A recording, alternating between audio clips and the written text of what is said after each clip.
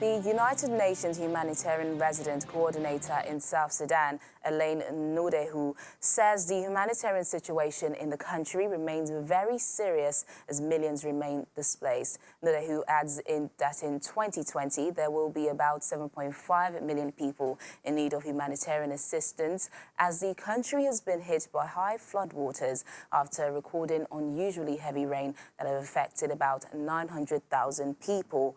Meanwhile, the UN Children's Agency, UNICEF, resident representative in South Sudan, Mohamed Gayoya, said the ongoing situation in the country has also left children vulnerable to various threats.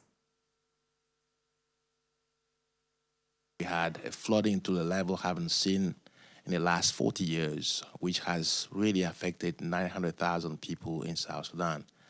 And out of those 900,000 people, more than 600,000 people require some kind of humanitarian assistance.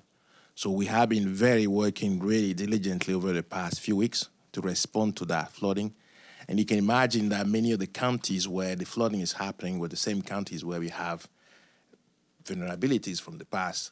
And those counties now are basically commanding our attention with what we call immediate response going to them. 1 out of 10 children dies before age 5, which is quite extremely high in the context of South Sudan.